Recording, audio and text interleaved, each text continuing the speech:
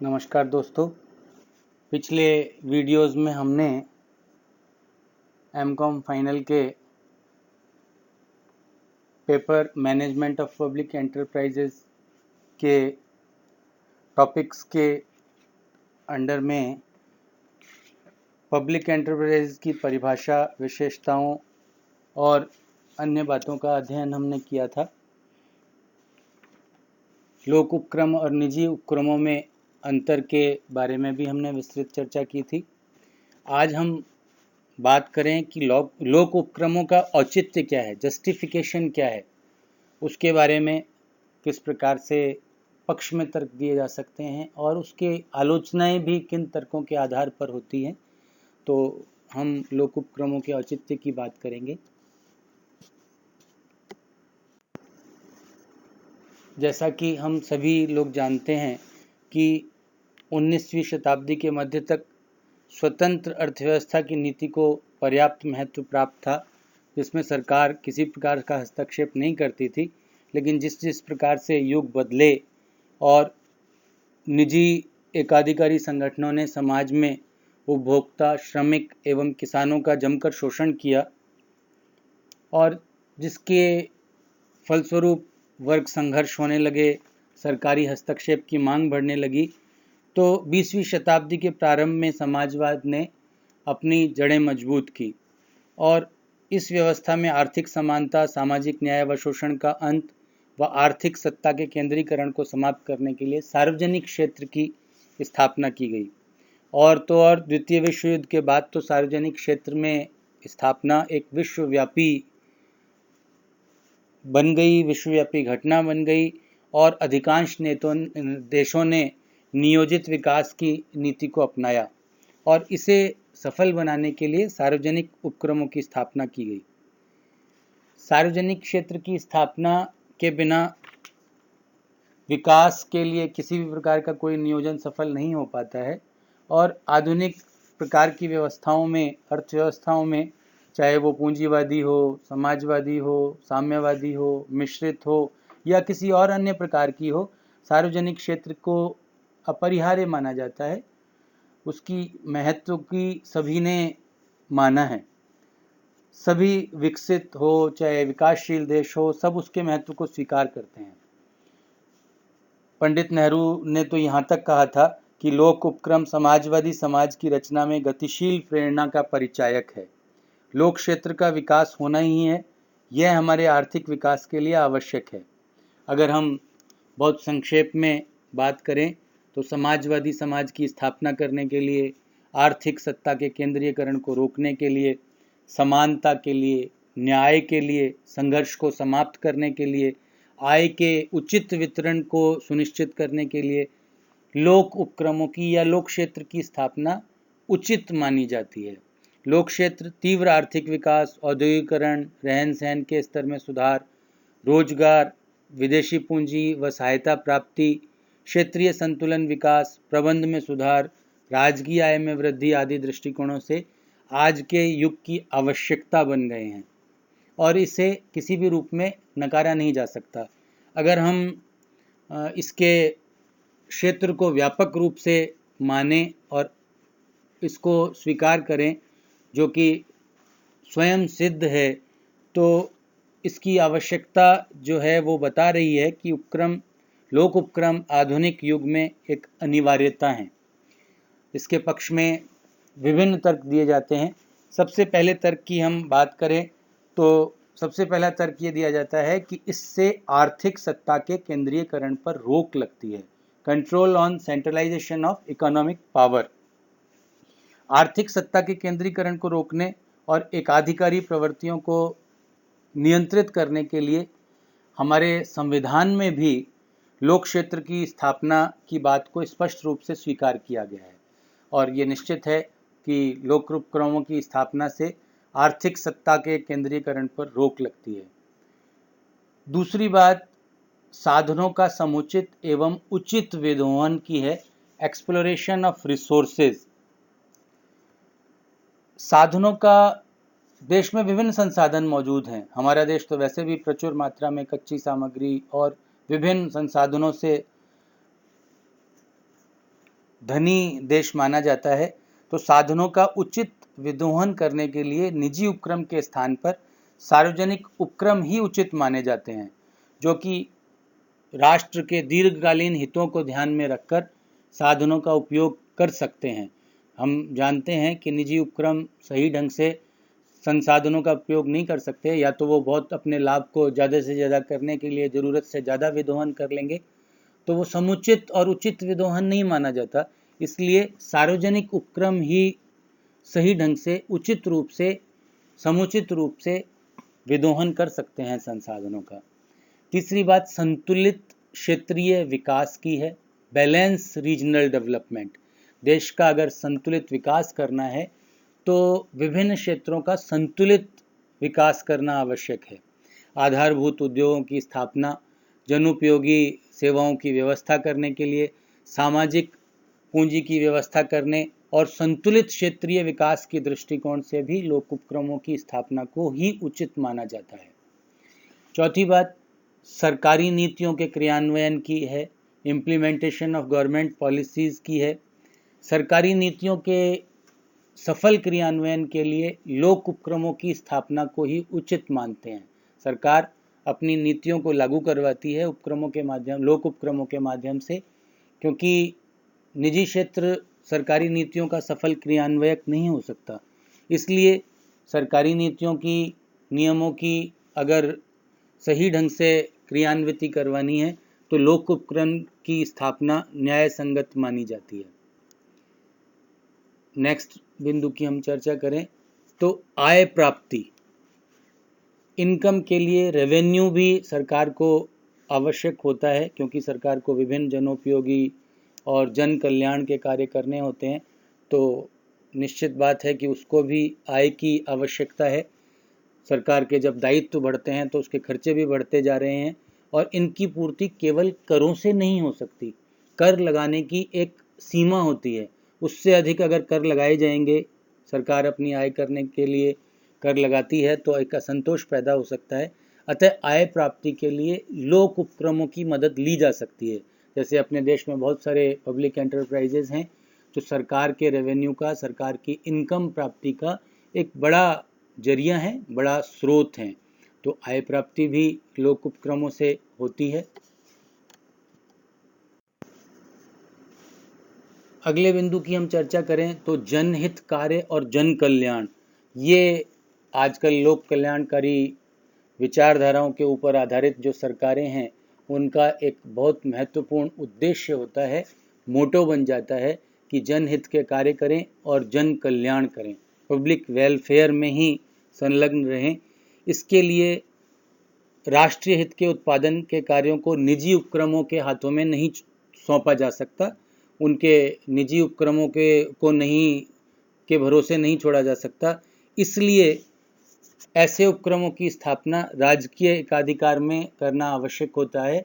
इसलिए लोक उपक्रमों की निश्चित रूप से एक उपयोगिता है। अगले बिंदु की हम बात करें तो रोजगार वृद्धि के लिए भी लोक उपक्रमों का एक औचित्य है। एम्प्लॉयमेंट जनरेशन बहुत बड़ा कार्य है। सरकारों को अपने युवा वर्ग को, अपनी जनता को रोजगार प्रदान करना होता है। इसलिए रोजगार के अवसर बढ़ाने के लिए, स्वस्थ प्रतिस्पर्धा का विकास करने के लिए और निजी उपक्रमों में प्रबंधकीय अकुशलता को समाप्त करने के लिए, बड़े पैमाने के लाभ प्राप्त करने के लिए, प्रबंध योग्यताओं का विकास करने के लिए और विदेशी व्यापार को बढ़ाने के लिए भी लोक उपक्रमों की स्थापना उचित ही मानी जा सकती है। तो रोजगार वृद्धि का भी एक बड़ा स्रोत होते हैं पब्लिक एंटरप्राइजेज।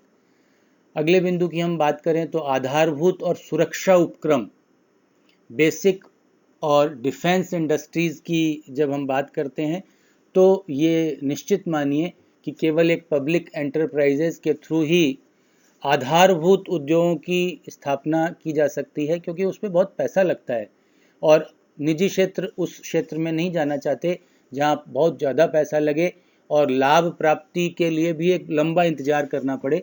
और इसी प्रकार से जो डिफेंस इंडस्ट्रीज़ हैं, जो सुरक्षा उपक्रम हैं, वो निजी हाथों में नहीं सौंपे जा सकते, उनके भरोसे नहीं रहा जा सकता, क्योंकि उसमें देश की सुरक्षा की बात होती है। और भी विभिन्न खतरे होते हैं। इसलिए अत्यधिक जोखिमपूर्ण, जटिल, तकनीकी और भारी पूंजी वाले तथा सुरक्षा संबंधी उद्योगों की स्थापना लोक क्षेत्र में ही उचित मानी गई है, पब्लिक एंटरप्राइजेज के जरिए ही उचित मानी जाती है और इसी से राष्ट्र का विकास एवं सुरक्षा सर्वोच्च स्थान पर प्रदान की जा सकती है। इसलिए आधारभूत और सुरक्षात्मक उपक्रमों की स्थापना के लिए भी लोक उपक्रमों का ही प्रारूप ज़्यादा उचित माना जाता है। अगली हम बिंदु की बात करें तो उपभोक्ताओं और कर्मचारियों के हितों की सुरक्षा के लिए भी लोक उपक्रमों की उपयोगिता सर्वविदित है। उपभोक्ताओं और कर्मचारियों के हितों की रक्षा करने के लिए तथा निजी उपक्रम के समक्ष एक आदर्श नियोक्ता का उदाहरण प्रस्तुत करने के लिए लोक उपक्रम आवश्यक माने जाते हैं। और अगले और अंतिम औचित्य के पक्ष में तर्क के रूप में अगर हम ध्यान दें तो अनुसंधान एवं वैज्ञानिक विकास, रिसर्च एंड साइंटिफिक डेवलपमेंट भी लोक उपक्रमों के माध्यम से ही सुनिश्चित किया जा सकता है। रिसर्च और वैज्ञानिक विकास में बहुत अधिक पैसा लगता है और बहुत लंबा एक प्रोसेस होता है जिसमें लाभ की संभावना भी बहुत कम होती है, या तो नगण्य होती है या बिल्कुल नहीं होती है।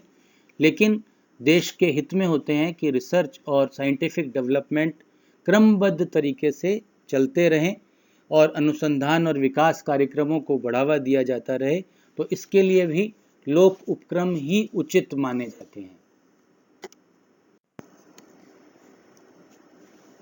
निश्चित रूप से लोक उपक्रमों के पक्ष में तर्क उनकी उपयोगिता को ज़्यादा अच्छी तरीके से रेखांकित करता है, किंतु उसके बावजूद लोक उपक्रमों की स्थापना को अभी विरोध कम नहीं है। लोग जो जानते हैं वो जब लोक उपक्रमों के पक्ष में तर्क देते हैं तो विपक्ष में तर्क देने वालों के तर्क भी कम मजबूत नहीं है और लोक उपक्रमों की स्थापना का विरोध करने वाले जो व्यक्ति हैं वो समाजवाद के विरोधी माने जाते हैं, जो निजी लाभ एवं निजी हित को अधिक महत्व देते हैं। तो हम जब इनके विपक्ष में तर्क की बात करें, आर्ग्यूमेंट्स अगेंस्ट पब्लिक एंटरप्राइजेज की बात करें, तो सबसे पहला बिंदु इसके विपक्ष में जो जाता है वो राजकीय एकाधिकार की बात के रूप में आता है।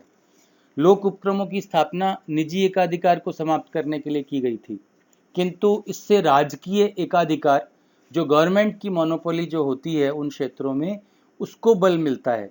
एकाधिकारी स्थिति जो होती है वो शोषण को जन्म देती है, अकुशलता को जन्म देती है, फिर वह एकाधिकार चाहे राज्य का हो या निजी व्यक्ति का हो। तो निजी एकाधिकार की तुलना में राजकीय एकाधिकार को कुछ लोग ज़्यादा बुरा मानते हैं, क्योंकि निजी एकाधिकार पर तो राज्य नियंत्रण लगा सकता है, लेकिन जब राज्य ही एकाधिकार कर ले तो फिर कौन नियंत्रण करेगा, ऐसा माना जाता है। और राजकीय एकाधिकार के क्षेत्र में अकुशलता का और नौकरशाही का, ब्यूरोक्रेसी का बोलबाला माना जाता है, जिससे बिजली और पानी की दरें भी बढ़ती हैं। सड़क और रेल परिवहन का निरंतर जो महंगा होता रहना भी राजकीय एकाधिकार की अकुशलता के ही उदाहरण माने जाते हैं और इसका बोझ भी जनता को ही उठाना पड़ता है। तो राजकीय एकाधिकार एक बहुत बड़ा तर्क है जो विपक्ष में दिया जाता है। दूसरी बात, हम दूसरे विपक्ष में तर्क की बात करें तो साधनों का अपव्यय की बात आती है कि लोक उपक्रमों में जो साधन है उनका अपव्यय होता है। देश के संसाधन हैं उनका अपव्यय भी कोई अच्छी बात नहीं है। लोक उपक्रम निजी प्रेरणा व लाभ के अभाव में कुशलतापूर्वक कार्य नहीं कर पाते, परिणाम स्वरूप इन्हें भारी हानि उठानी पड़ती है। जैसे खेतड़ी कॉपर प्रोजेक्ट जो है बहुत दुनिया में एक फेमस प्रोजेक्ट था, लेकिन यहाँ जितना संसाधनों का अपव्यय हुआ और चोरी जो लोकल लेवल पर की जाती रही, उससे तो खेतड़ी कॉपर प्रोजेक्ट ही बर्बाद हो गया। ये लोक उपक्रमों में एक बहुत बड़े स्तर पर देखने को मिल जाता है, जिससे लोक उपक्रम निश्चित रूप से सही ढंग से काम नहीं कर पाते हैं और परिणाम स्वरूप इन्हें बहुत भारी हानि उठानी पड़ती है।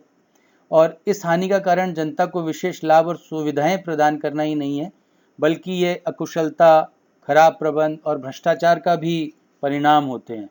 लोक उपक्रमों में जनता के खून पसीने की कमाई लगी हुई होती है, तो ये माना जाता है कि इस धन का दुरुपयोग नहीं होना चाहिए। अधिकांश सरकारी उपक्रम बीमार इकाई के रूप में कार्य करते हैं और बीमार इकाइयों को सरकार अपने नियंत्रण में तो ले लेती है, लेकिन इन बीमार उपक्रमों का संचालन किस प्रकार से किया जाए एक महत्वपूर्ण विषय रहता है। तो कई बार ये एक बड़ा तर्क हो जाता है लोक उपक्रमों के विपक्ष में कि लोक उपक्रमों में साधनों का अपव्यय होता है। तीसरी बात, तीसरे बिंदु के रूप में एक विपक्ष में तर्क आता है मुख्य उद्देश्यों से भटकाव का। मुख्य उद्देश्यों से भटकाव, सरकार का जो मुख्य उद्देश्य है शांति और व्यवस्था बनाए रखना, जन कल्याण के कार्य करना, लेकिन जब खुद सरकार व्यावसायिक गतिविधियां करने लग जाए और अपना जो आर्थिक पक्ष मजबूत करने के लिए इन कार्यों में लग जाए, तो वह अपने मूल उद्देश्य से भटक जाती है। फिर वहाँ अगर ज़्यादा से ज़्यादा लाभ करने की प्रवृत्ति या आय कमाने की प्रवृत्ति हो जाए तो उससे फिर शोषण होता है। तो मुख्य उद्देश्य से भटकाव भी एक विपक्ष में तर्क है। अगले बिंदु की हम बात करें तो राजनीतिक हित पूर्ति के साधन। लोक उपक्रमों को कभी कभी राजनीतिक हित पूर्ति के साधन भी माना जाता है। आप जानते हैं कि हमारे देश में बड़ा लोकतंत्र है, दुनिया का सबसे बड़ा लोकतंत्र है हमारा देश। तो यहाँ पर भी जो राजनीति होती है उसमें अधिकांश लोक उपक्रम सरकार व पार्टी विशेष के हित की पूर्ति का साधन बन जाते हैं। सरकार अपने प्रभाव का इस्तेमाल करती है, लेकिन हारे हुए राजनीतिज्ञों को इनके प्रबंध मंडल में नियुक्त कर देती है, तो वो अपनी पार्टी के हितों के लिए निर्णयों को प्रभावित करते हैं। पिछले कुछ वर्षों में देखा गया है कि राष्ट्रीयकृत व्यापारिक बैंक बिना जमानत के दुनिया भर के ऋण दे देते हैं और वो इसी नीति का परिणाम है। वो राजनीतिक हित के पूर्ति के साधन बन जाते हैं और आने वाले वर्षों में इन ऋणों का पुनर्भुगतान होता नहीं है, एनपीए बढ़ते चले जाते हैं और बैंकों को कठिनाइयों का सामना करना पड़ता है। तो ये राजनीतिक हित भी एक बहुत बड़ी बुराई है जो कि पब्लिक एंटरप्राइजेज को नुकसान पहुंचाते हैं। अगले बिंदु की हम बात करें तो स्वस्थ प्रतिस्पर्धा का अभाव। स्वस्थ प्रतिस्पर्धा का लोक उपक्रमों में एक अभाव देखा गया है। लोक उपक्रमों द्वारा स्वस्थ प्रतिस्पर्धा को बढ़ावा देने का तर्क निराधार माना जाता है। वास्तव में लोक उपक्रमों के लिए कुछ क्षेत्र आरक्षित कर दिए हैं जिनमें निजी उपक्रम को काम करने की छूट ही नहीं है।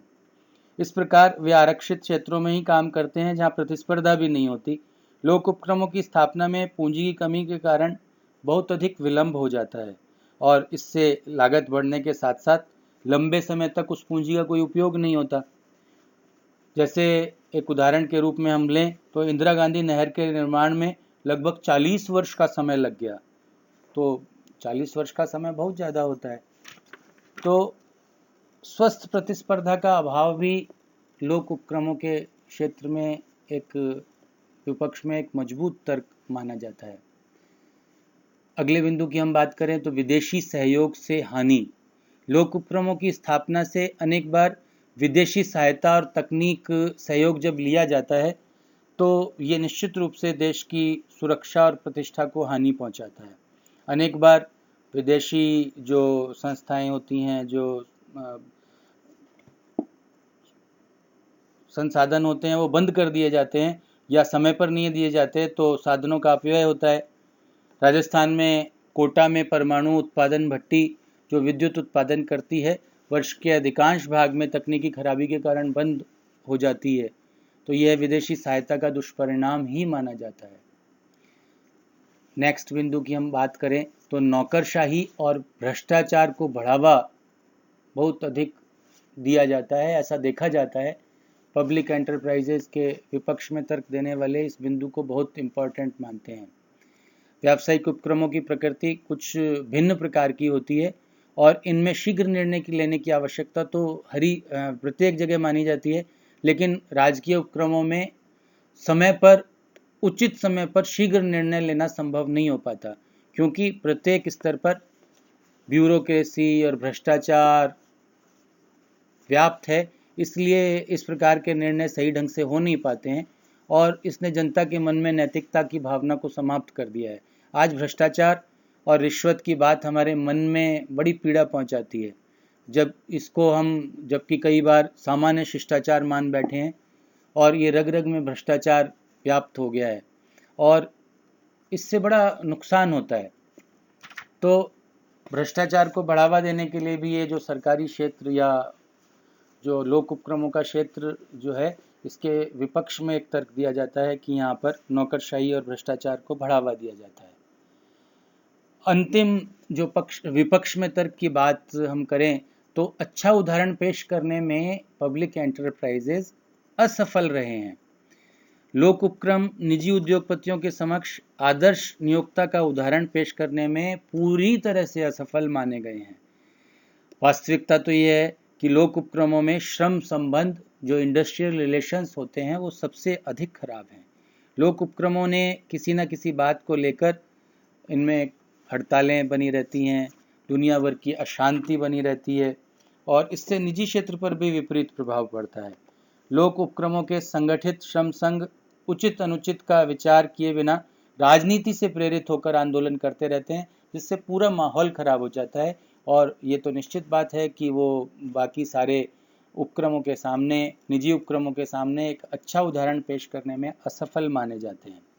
इतने सारे विपक्ष में तर्क दिए जाने के बावजूद भी लोक उपक्रमों के औचित्य को नकारा नहीं जा सकता। ये सभी दोष कहीं ना कहीं मानवीय भूल से संबंधित हैं, मानवीय गलतियों से संबंधित हैं और मानव का स्वभाव होता है कि वो अपनी स्वार्थों से प्रेरित कमजोरियों को कहीं ना कहीं दर्शा देता है। लेकिन अगर इन्हें दूर करके और नैतिकता को बढ़ावा दिया जाए तो इन दोषों पर नियंत्रण भी पाया जा सकता है और लोक उपक्रमों का जो औचित्य है वो निश्चित रूप से ज़्यादा अच्छा साबित हो सकता है।